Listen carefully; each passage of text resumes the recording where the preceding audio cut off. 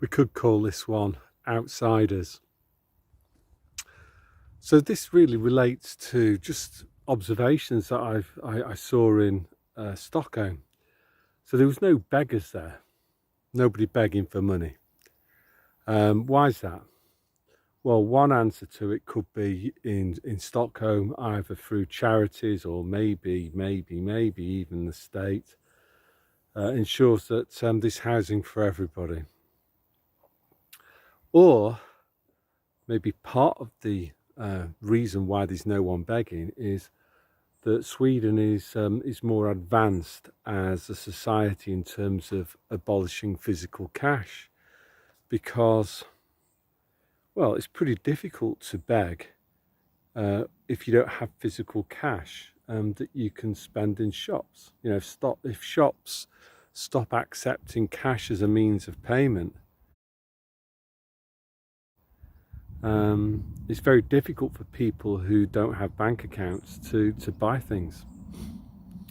The other thing as well that's similar, I guess, is not exactly the same but similar, is buskers, street musicians. I didn't see any of those in Stockholm either. And again, you know, how does street performers get money? Well, you know, they need physical cash, don't they? I've not seen a street performer with a card reader. So, you know, this is another thing, isn't it, about what they want. They want to try, the state, the big club, whatever you want to call it, they want to try to bring as many people into their system as possible. So, you know, in the past, homeless people, they could live outside of the system. But if you abolish cash, it's much harder for them. That's not to say it's impossible, you know, because what you could do, if you see a beggar and you could actually go and buy them a beer or a sandwich, or, you know, certainly I did that the last time I was in Manchester. You know, I'm sure they would have been glad of money, but I just thought, well, let's give them a sandwich because it's probably better for them. I'll just turn the camera around again. You can think a field of I think it's barley, this.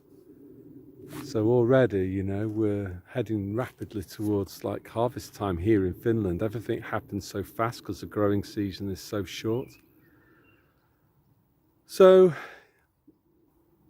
yeah, that's all that I want to say. Quite interesting. The other thing, I guess, is just young people. Is from what I see is most young people seem to be completely ignorant about the importance of cash. And I was saying to my wife this morning, take my glasses off, it's steaming up, it's so hot here,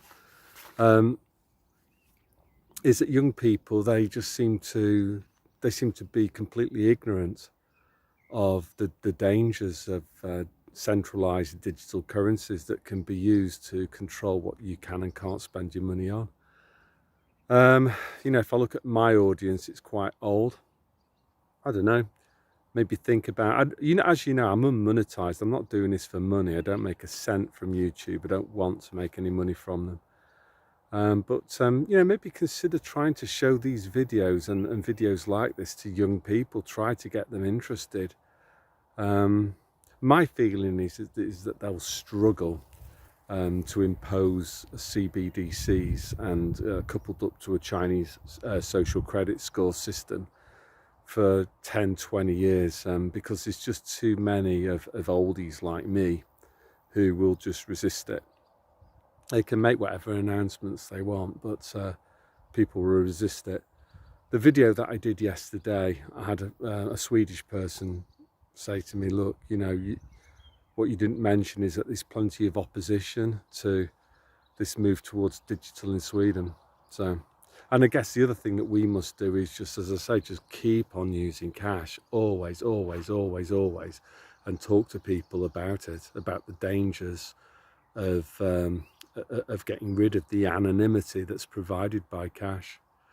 So yeah, that's all I wanted to say today. So God bless.